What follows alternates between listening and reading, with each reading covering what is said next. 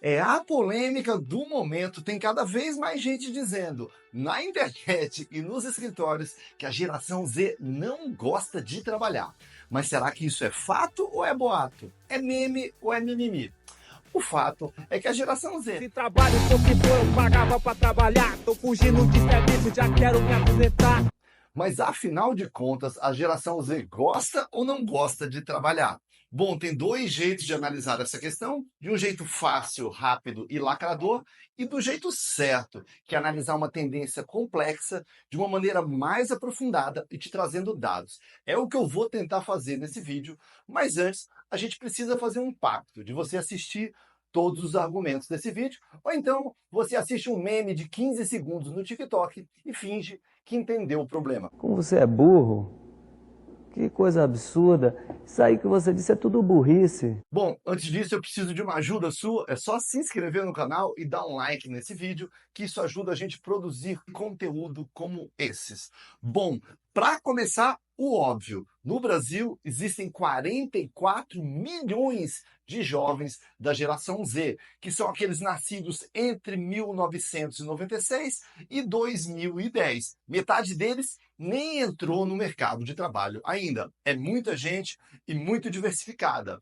Tem jovens em palafitas, no interior da Amazônia, tem jovens fazendo freela, como entregador de iFood, e tem jovem fazendo mochilão na Europa, ou seja, tem de tudo. É uma camada da sociedade muito diversificada, né?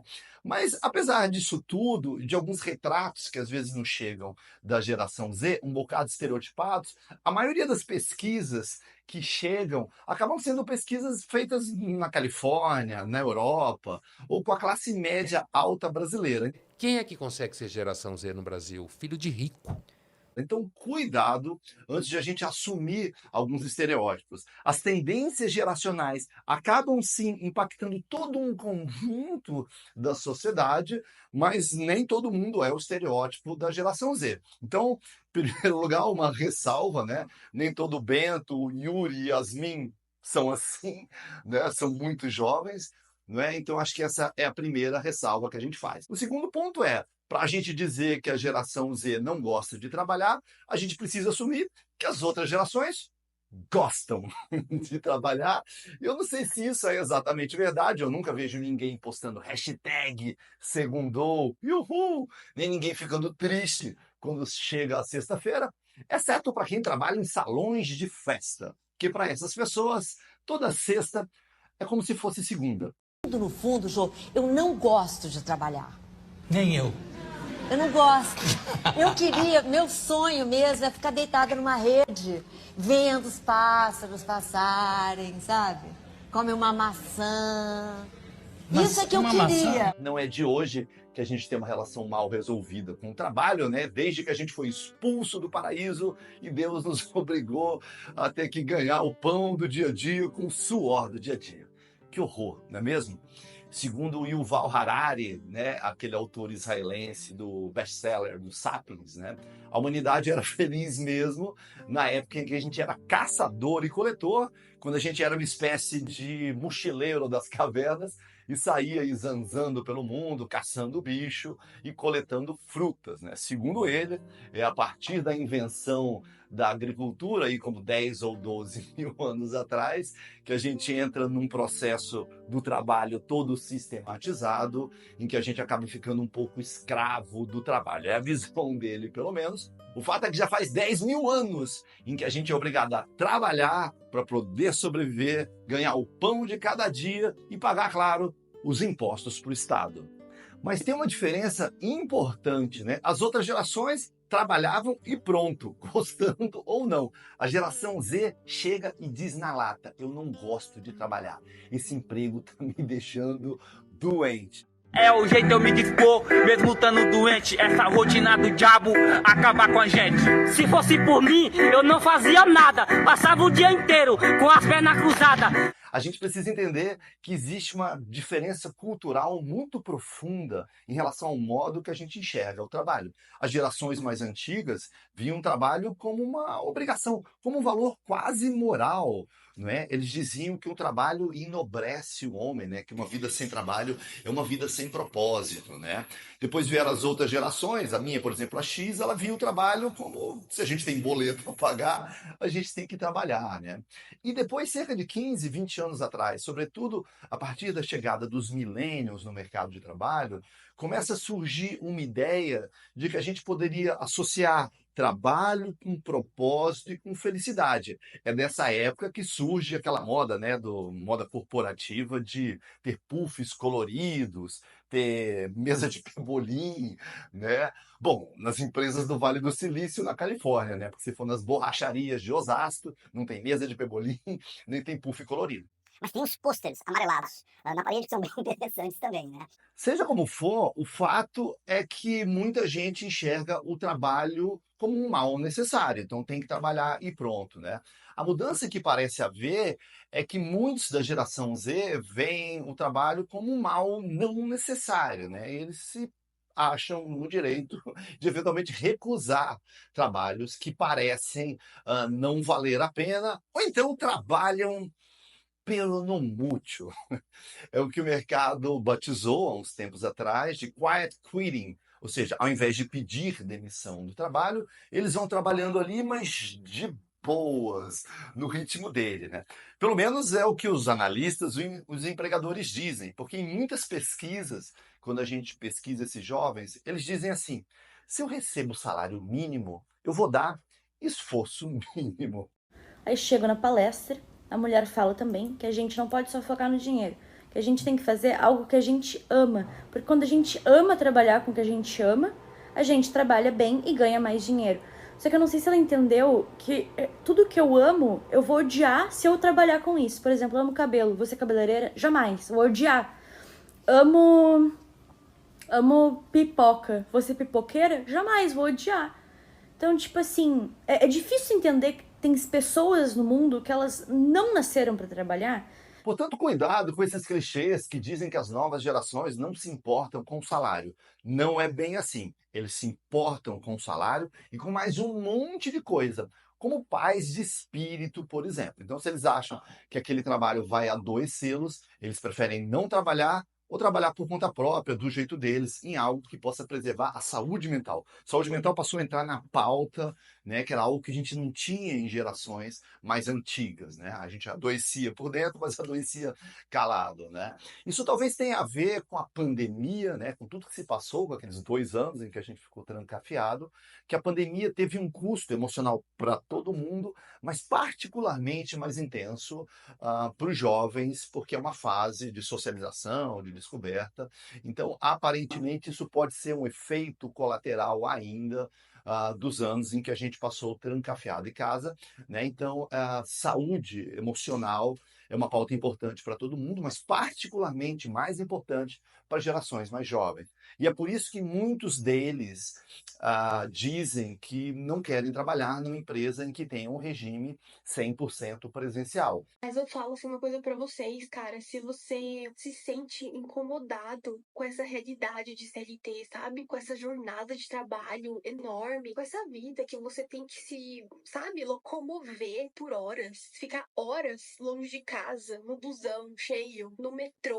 Gente, já pegou o metrô da linha azul de São Paulo em horário de pico? Já existem alguns estudos dizendo que a parcela mais escolarizada desses jovens da geração Z, que são aqueles que têm algum poder, alguma alternativa, porque boa parte não pode escolher, né? Tem que trabalhar e pronto, né? Mas que a parcela mais escolarizada, 58% deles já rejeitam trabalhos que sejam 100% presenciais, preferindo aqueles trabalhos que possam ser feitos de maneira remota ou pelo menos híbrida. Uma pesquisa feita com 2.000 profissionais de todas as idades em 14 países, incluindo o Brasil, mostrou que a geração Z é a menos motivada com o trabalho.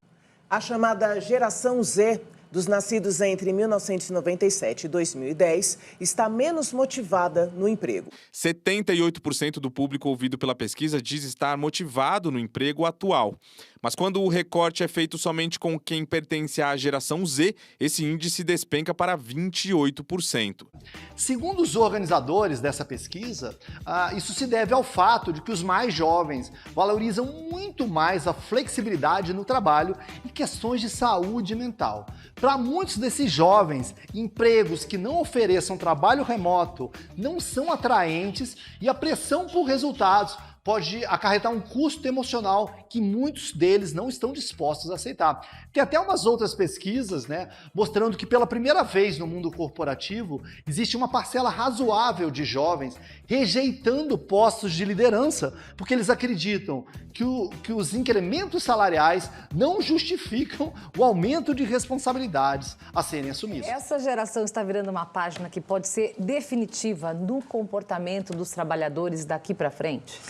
Olha, eles estão dando um passo significativo, porque quando eles falam nessa priorização do bem-estar, da saúde mental, em detrimento de ascensão na carreira, é também um indício importante porque rompe com o marcador, por exemplo, da nossa geração, que era aquela questão do vencer a todo custo, uma dedicação intensa ao trabalho. Workaholic. Não é? Workaholic. Exatamente, é verdade.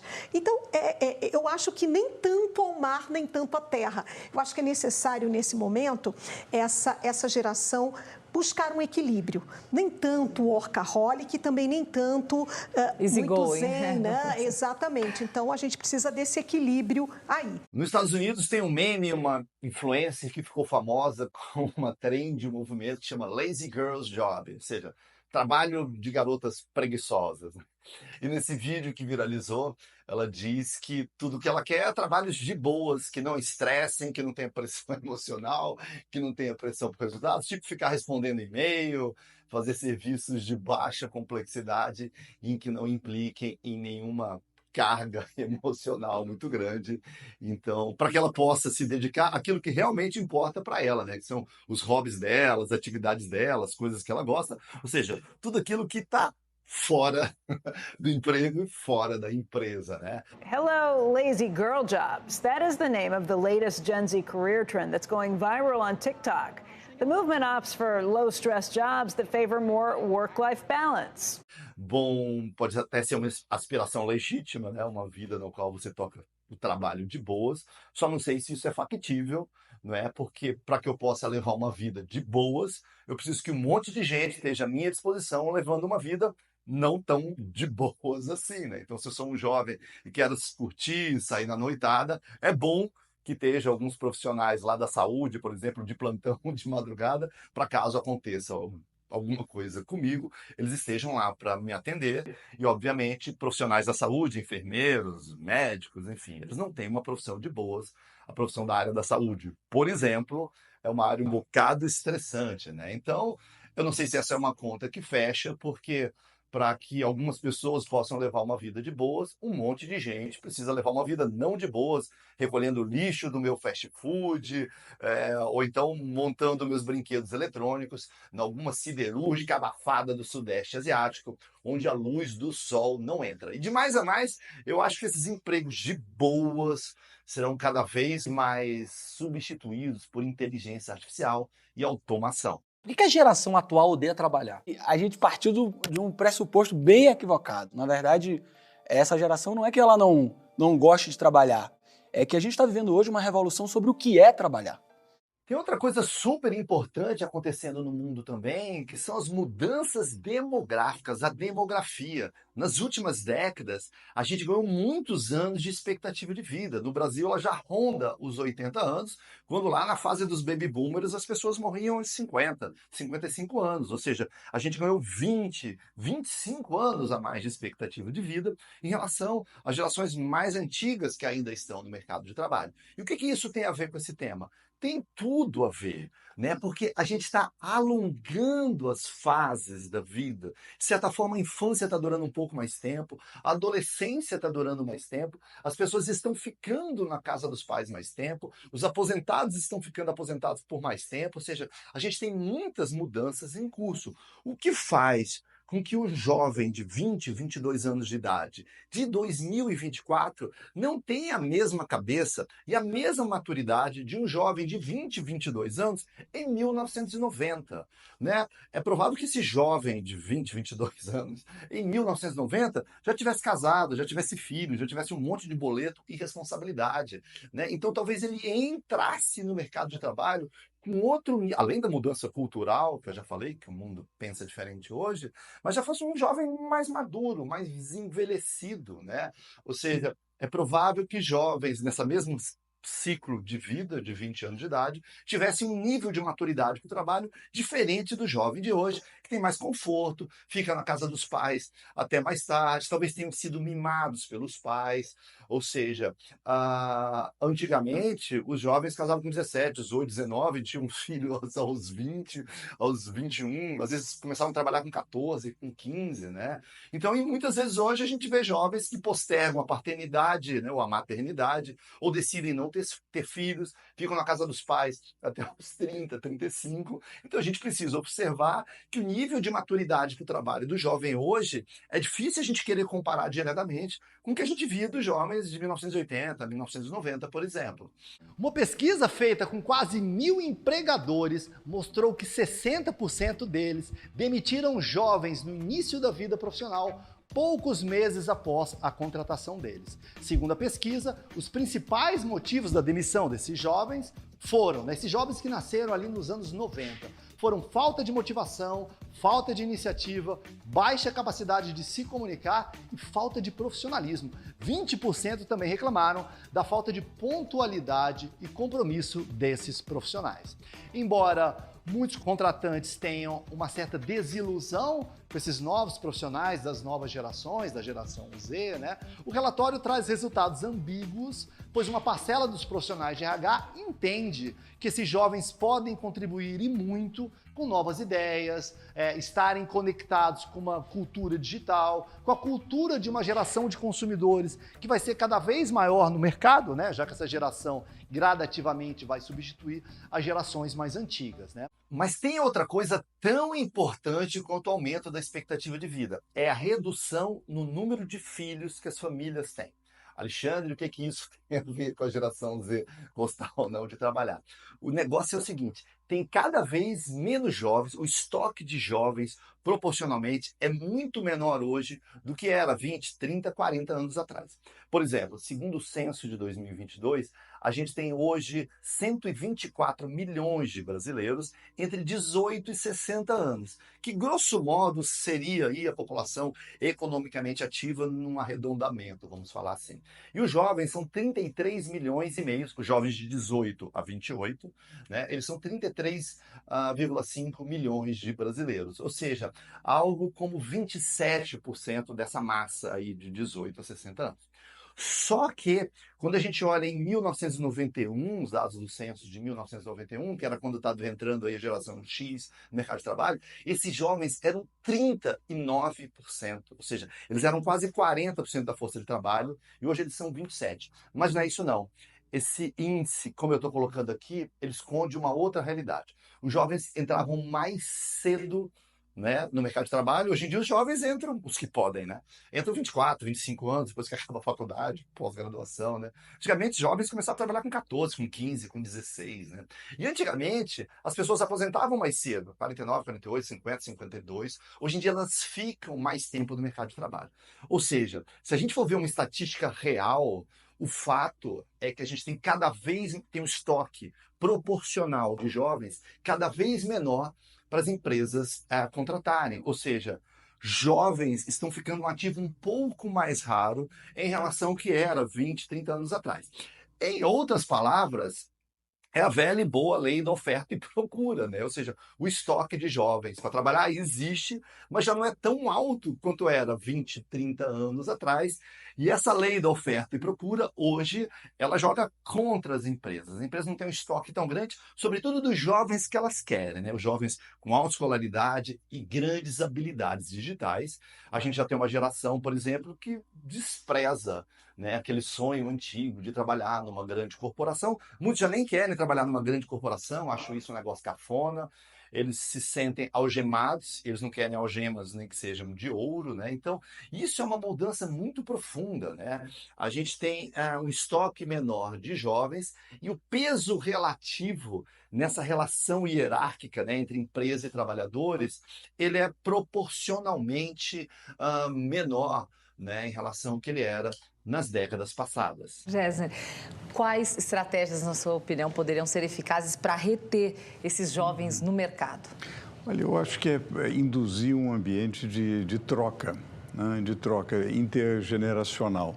Eu acho que tem as gerações mais velhas que têm a experiência, que passaram por diversas fases, tem uma outra e que podem aprender muito com essa geração que vem com uma relação muito boa com a tecnologia, que são inovadores, né? Eu acho que eles podem inovar muito. Eu admito que eu me choco, às vezes, com o comportamento de alguns jovens no mercado de trabalho, como se eles estivessem desperdiçando oportunidades ou com uma postura um bocado negligente com a própria carreira, com o próprio futuro profissional, porque é na juventude que você está formando sua teia de valores, sua ética do trabalho, seu senso de responsabilidade, né?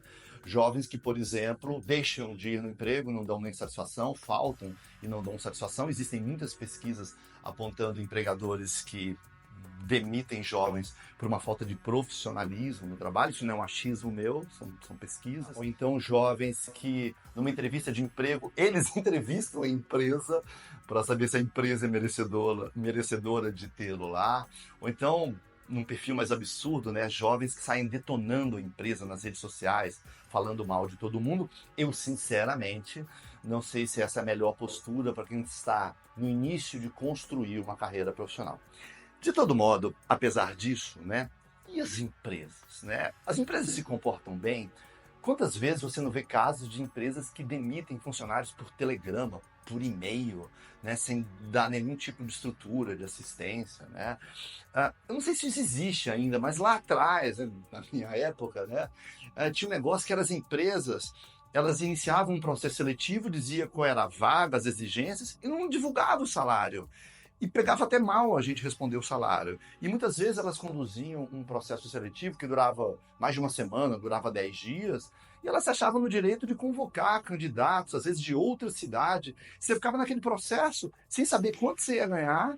Se você perguntasse, tinha o risco de eles te excluírem precocemente, porque é absurdo querer saber quanto ganha. Não queremos pessoas que queiram saber quanto ganha, queremos pessoas que deem sangue aqui, né? Sendo que as empresas, elas são movidas por números, por métrica, por dinheiro, por ROI, por lucratividade, né? E a gente não podia perguntar. Por quê? Porque na balança de poder, né, a gente valia pouco ou muito pouco. As empresas ainda são poderosas e muito poderosas, mas gradativamente esse poder nessa relação empresa-empregado, ele vem sendo um pouco rebalanceado, né? E acho que muitos líderes não estão preparados para isso, né? Eles acham uma extravagância que algum jovem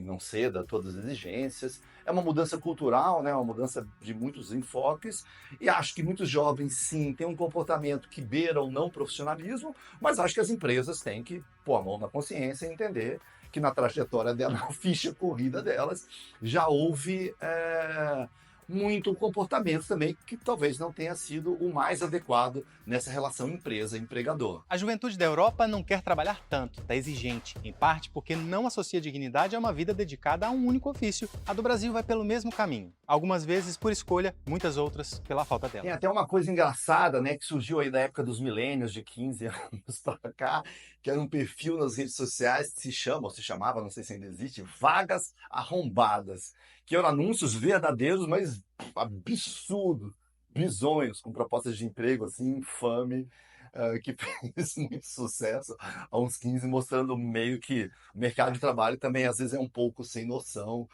no tipo de exigência que ele poderia fazer para os trabalhadores.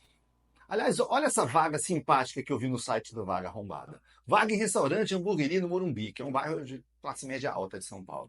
Você que tem experiência em cozinha, já trabalhou em restaurante, hamburgueria, você que tem vontade, você que não tem medo do trabalho, você está pronto para esse desafio?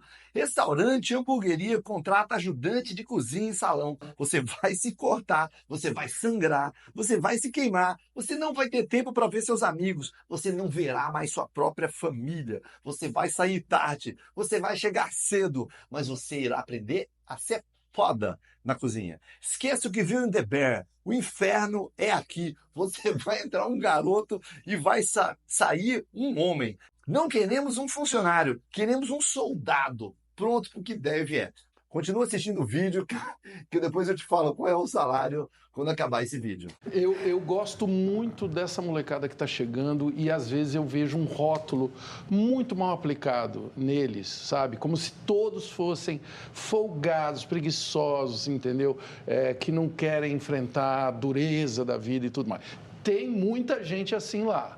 Não quero deixar de apontar isso, mas eu vejo como apareceu ali o olhinho brilhando da Jéssica, eu vejo muita gente como ela, assim, que gosta de cosméticos, estuda e fala, eu vou trabalhar com o que eu gosto. Eu vejo muita gente assim. Tem outra coisa também, que é uma mudança de mercado, é que antigamente a gente associava emprego com carteira assinada. Ter emprego era ser funcionário de alguma empresa, e o leque, depois da internet, ele diversificou um bocado, né? Tem a tal da gig economy, né? Que é a economia do bico, do freelancer. Muita gente vive nessa, né? Então você pode ser entregador de produtos, você pode ser Uber, você pode ser entregador de comida, você pode ter alguma habilidade que você vende essa habilidade como freelancer em rede social, fazendo trabalho de mídias sociais, trabalho de marketing digital. Ou seja, não necessariamente, né, a gente precisa ser empregado de uma empresa. Ser empregado de uma empresa tem ônus e bônus, né?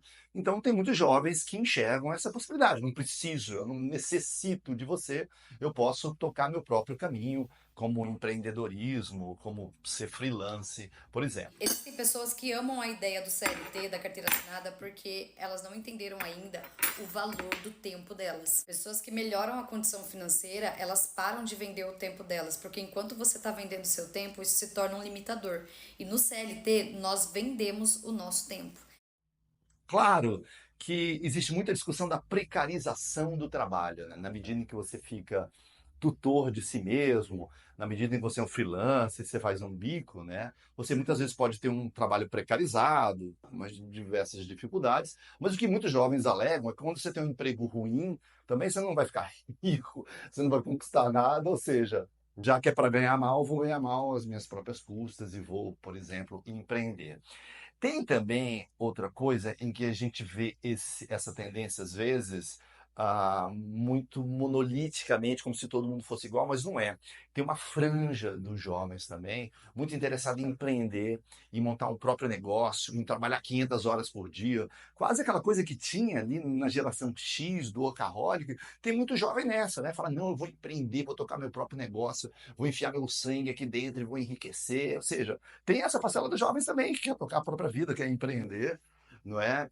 Tem um pouco a ilusão das redes sociais, né? De que você pode ficar milionário da noite pro dia, ser um youtuber, um TikTok. Então, tem um pouco essa miragem. Mas, de fato, muitos jovens conseguem navegar bem nesse universo de redes sociais, de marketing digital, e se dar muito bem, mesmo não estando no mercado de trabalho formal, como a gente diria. Bom, e o que eu acho disso tudo? O que eu acho disso tudo importa pouco, né? Porque cada um é fruto de seu tempo e toca a sua vida da maneira que achar melhor, assumindo os ônus e conquistando os bônus, né? O que eu posso falar é de mim, né? Eu tenho 53 anos e quando eu comecei minha vida profissional, eu comecei a trabalhar muito cedo, eu pensava assim, se me pagarem 100, eu vou fazer 200 para mostrar o meu valor. Se disseram que esperam X de mim, eu vou fazer 3X. Porque esse era o modo que eu enxergava a sociedade e o mercado de trabalho numa época dura, difícil, né, do Brasil, em que a gente estava destinado a se ferrar, né? Então o emprego era disputado à tapa, sobretudo os bons empregos. Então se a gente quisesse se destacar, era assim, né? Entregando mais do que a gente era pago para aquilo, né? E durante toda a minha vida, fui eu que, entre aspas, demiti meus empregadores, né? A minha ideia era uma ideia já até parecida com a ideia dos millennials, eu sou X, né? Mas a ideia de que eu tinha que evoluir, buscar degraus maiores. Era uma ideia de que se eu fosse melhor, a empresa não quereria me perder e eu poderia ir para empresas melhores. Foi assim que eu fiz, né? Até o ponto em que eu me demiti de um emprego cobiçado, era funcionário de um banco federal, era funcionário do Banco do Brasil, pedi demissão para montar minha própria empresa, que eu tenho até hoje, faz 31 anos que eu tenho essa empresa, né? Mas são os caminhos de cada um, né? O jeito que eu escolhi para mim lá no início dos anos 90, não necessariamente tem que ser o jeito que vai dar certo para um jovem agora, em 2025. Eu tenho minha cabeça, meu jeito de pensar.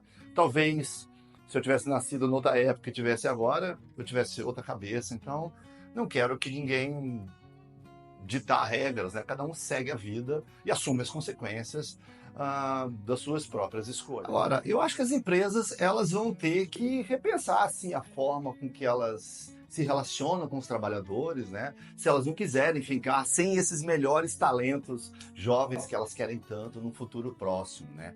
Eu acho que a gente está no começo de uma nova era, né? E essas mudanças vão ser inevitáveis, né? Então a gente precisa se ajustar com o tempo, empresas e trabalhadores, né? Quando os millennials entraram no mercado de trabalho, ali pelos anos 2000, 2010, eles causaram o mesmo furor que a gente vê hoje falando aí da geração Z, que eles não se engajavam, que eles eram alienados, não vestiam a camisa, né? E hoje, olha que ironia, a geração Y, millennial, reclama da geração Z. Eu acho que a geração Z vai evoluir, amadurecer, criar um pouco mais de casca, o mercado de trabalho vai se adaptar também, né? Para que eles possam enfrentar não apenas os desafios do mercado de trabalho, mas os desafios da vida adulta, né? Por mais que a gente fique postergando a infância, postergando a adolescente, os jovens não podem se comportar como crianças. Eles já não estão na casa dos pais, eles são adultos, né? Crianças fazem birra e querem fazer apenas o que elas gostam, né? Quem faz isso é criança birrenta, né? Adultos fazem o que precisa ser feito. Agora, eu acho também que tem o lado do mundo corporativo, ele vai ter que se adaptar, né? As novas gerações não vão mais aceitar algemas, nem que sejam algemas de ouro, né? E o futuro não é mais como era antigamente, né? Nos anos 90, as empresas embarcaram num processo muito louco, e hoje criticado, que se chamava reengenharia, que basicamente era reduzir drasticamente tudo quanto era tipo de estrutura, de custos, né? Mas hoje, talvez elas precisem da reengenharia mais difícil de todas, que é a reengenharia de mudar o modo como elas pensam e operam, né? Querer ser feliz no trabalho é uma aspiração legítima, né? Ainda que acho que não seja uma opção tão disponível assim para a maioria dos trabalhadores, mas eu acho que existe a tendência natural das gerações mais tradicionais, eu incluído, de ver com uma certa má vontade, né? Todos esses movimentos de ruptura das gerações mais jovens. É assim desde milênios atrás. Eu acho que sempre haverá equívocos, excessos, acho que a geração Z precisa amadurecer sim, né? Mas talvez eles apontem numa direção melhor e mais saudável, né? Onde o trabalho não signifique anulação dos nossos outros papéis na vida, onde essa busca insana por mais produtividade, mais lucro, aumento do PIB, não implique num colapso planetário, né? E a busca por um contra-cheque no final do mês não signifique a derrocada do nosso corpo e da nossa saúde física e emocional. Como diria o John Lennon, né? Você pode dizer que eu sou um sonhador, mas eu não sou o único. Tá legal? Espero que você tenha gostado desse vídeo. Deixa aí seu comentário. O que você achou? Na sua opinião, a geração Z realmente não gosta de trabalhar? Isso é uma tendência? Tá certo? Tá errado? Deixa o seu comentário e não deixe, claro, de se inscrever no nosso canal. Um abraço e até o próximo vídeo. Tchau!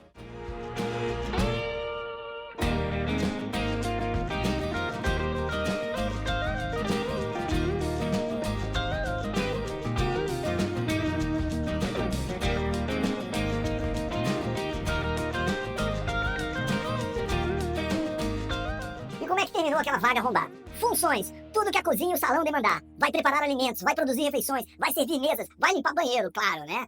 Horários, domingo, entre 17 e às 11 da noite. Terça a sábado, entre as 17 sai, desculpa, né? Um domingo de folga por mês. Salário, 1.412, um pouco abaixo do salário mínimo. Transporte, o diferencial é ter moto para não ter que pagar o transporte. Local Morumbi, benefícios, aprendizado, muito aprendizado. Além de poder ficar longe da família e se cortar de vez em quando, né? Manda seu currículo e grave um vídeo de até 1 minuto dizendo seus diferenciais, o que é obrigatório, né? Aceita o desafio ou você é um franguinho? Aqui os frangos são literalmente fritos.